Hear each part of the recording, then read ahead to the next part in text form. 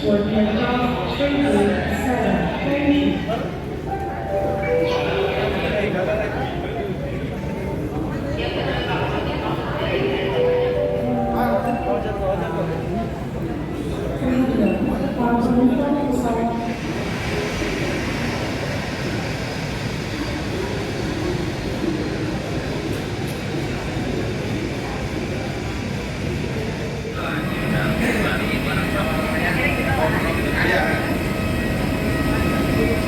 Your seat and fasten your seatbelt. Belt sign is turned on or when instructed by cabin crew. Jika masker oksigen seperti ini keluar dari kompartemen di atas, tarik segera masker oksigen untuk mengalihkan.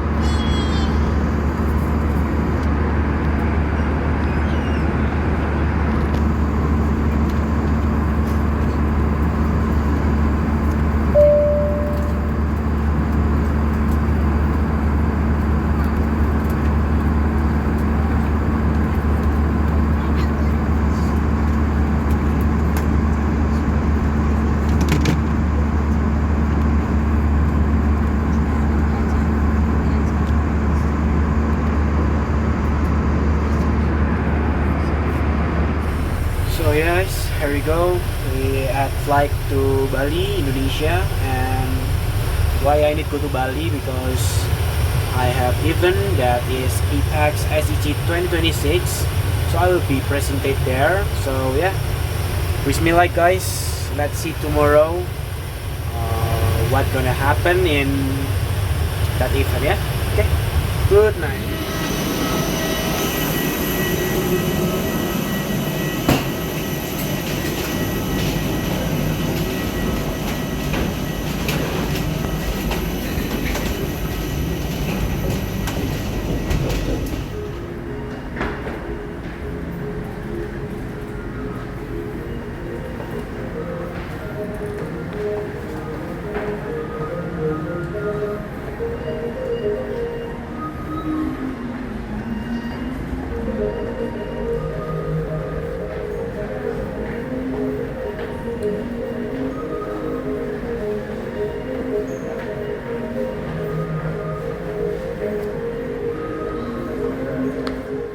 So yeah guys, we have been arrived in Bali, island of paradise.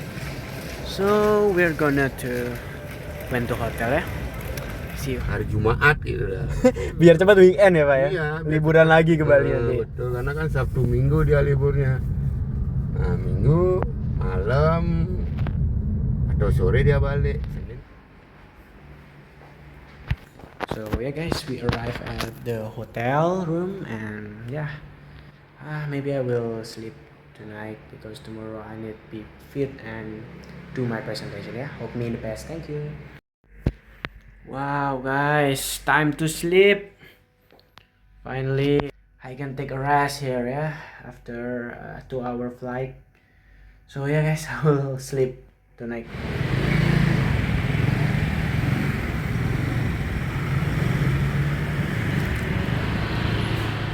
Awkward that the movement is happening now.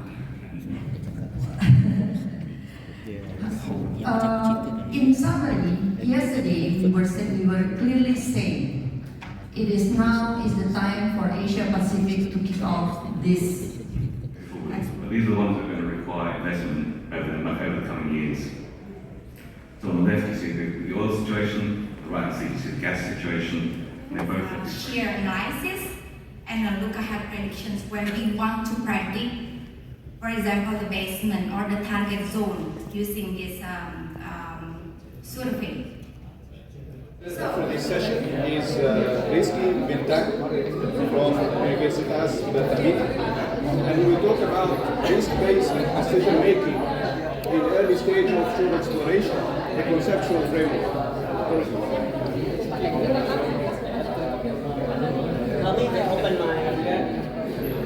Good afternoon, everyone.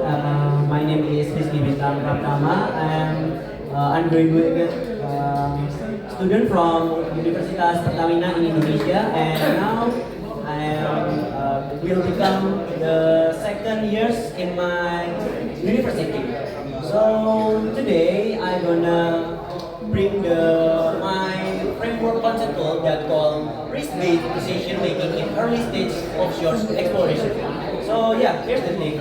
If we talk about what the challenge in early stage offshore exploration, we know that the challenge is like the high cost, the high uncertainty that is happen when we are exploration in the first stage of the offshore.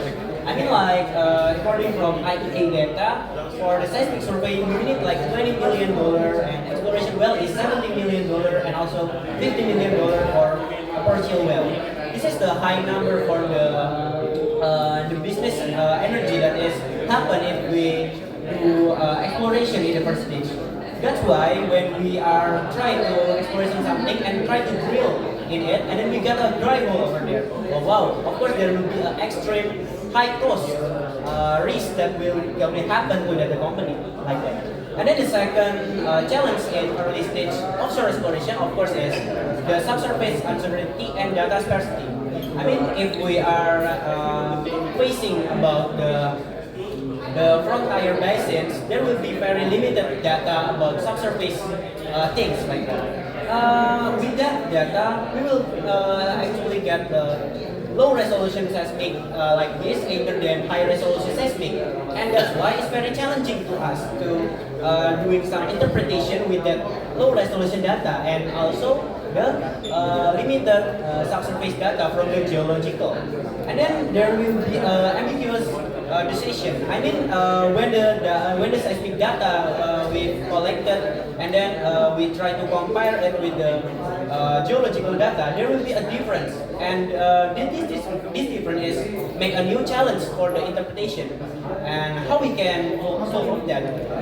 And then for my problem statement of my study is, yeah, I've told it before. I mean, the data fragmentation about the seismic basin, geological data stored, and anything else that I have been mentioned before. And then I'll do a quantitative bias because of this decision when there will be a limited subsurface data, and then the low resolution seismic, and the very problem that I've taught in the challenge before, how we can fix it, how we can solve it in the company. So there will be something that a system that connected with about the raw data into petroleum structural decision that is connected each other. So what the system is, I've been researching the system. So my objective study is to develop the system that is called as framework of risk-based decision making. So how this framework is working? This framework is working by, first we need to know what the exploration objective is. When we know what the objective is, we follow it by the regional geological and tectonic framework assessment. By this regional geologic and tectonic framework, we got the 2 things. The first is structural complexity risk, and also the stratigraphic deposit yield uncertainty. By that, we can get more followers by identification and classification of exploration risk. How? By this POS. I mean, we can calculate, is it worth it to max the exploration when we are calculate about the PG or geological change, and then the PR or reservoir probability, and PS about seal probability, and PT about the trap probability. By that, we can identify the classification of the risk by the geological data and geophysical data, and also the environment exposure risk. We can get both of them. And then after we identification and classification the exploration risk, we got the 2 things that we need to follow in the same time. First, we need purpose about the driven data strategy, and also the integrate and interpretation. I mean, if we get something different about the geological information and also seismic data, we need to make sure it's integrated each other. By what? By passing through the POS that I mentioned before. When we are not passing out the POS, so why we need to continue our exploration? We need to evaluate it more like that. And then next one is additional data justified. So by that we know after evaluated and identify all of them, we can get two conclusions. Is the targeted data is targeted data instrument, or we need to process to the next step by drilling or something else like that. If we get a feedback, risk and update, but we need more data about geological and seismic data, then we can need to come back to identification again, like that. So, how we can application here? The case study is logic. That I mentioned before. There will be many frontier deep water basin in Indonesia. By that, I think this framework that I create is makes sense if we do that system to the system that is frontier deep water basin. And then by the ranking TOS that I mentioned before, we can calculate, is it worth it, or we need to identify more about the data seismic or geological subsurface data that we evaluated in TOS. So yeah, here's the key insight. This system is we need to have efficiency about the risk, also the cost, also the evaluation and guessing. So by this, if we get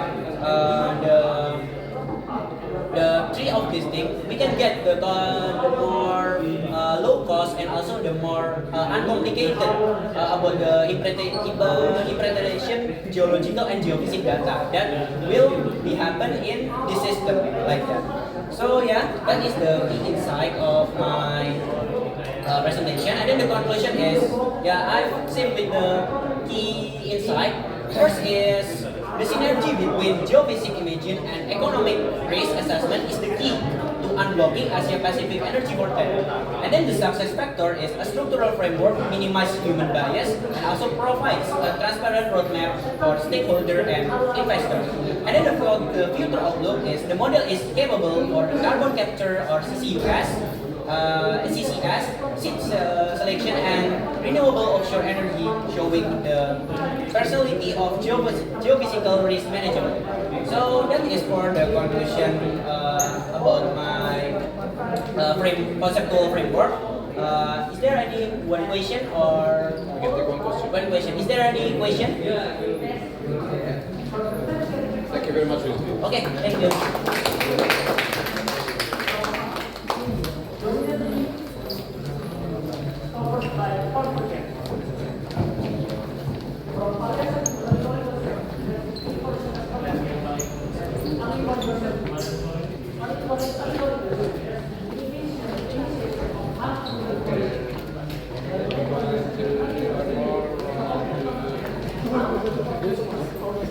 Thank you so much, sir.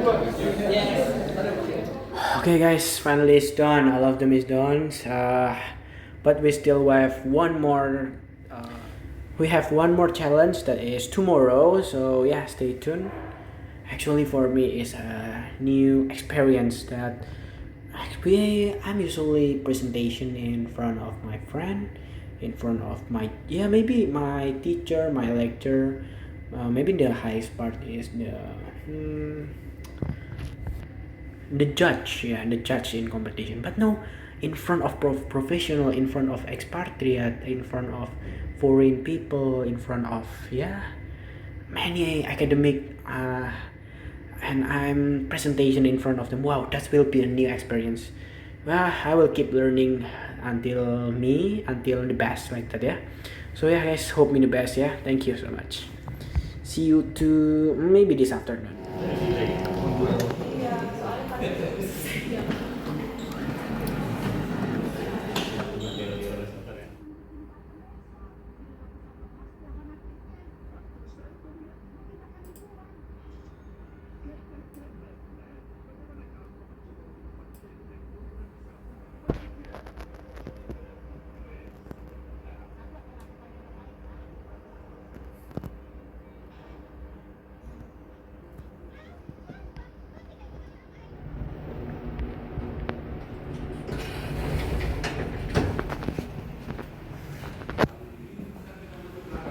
It's 1,575 square kilometer.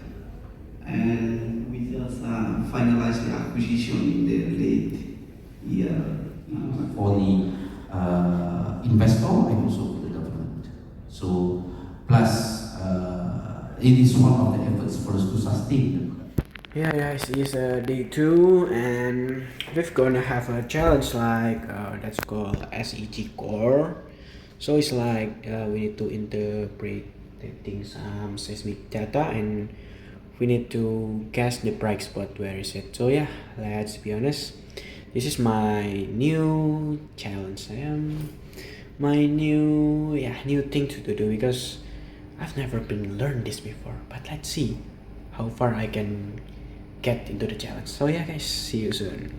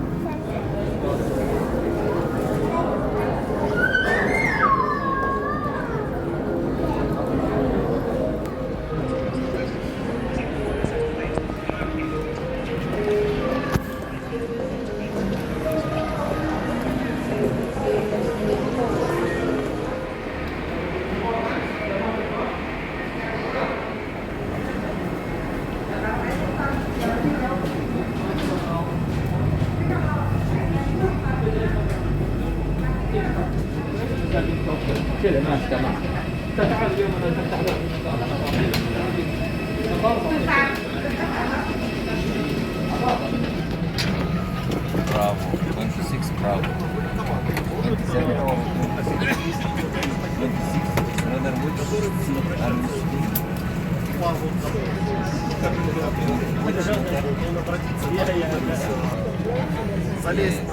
So yeah guys, this is we come back to Jakarta, Cengkareng International Airport, Soekarno-Hatta, and yeah, this is the brand new challenge, brand new experience for me. I hope I can follow this, seems like event, yeah, successful for us. Okay guys, that's it for this video. Hope you enjoyed. Don't forget to like, subscribe, and comment, and see you next time guys.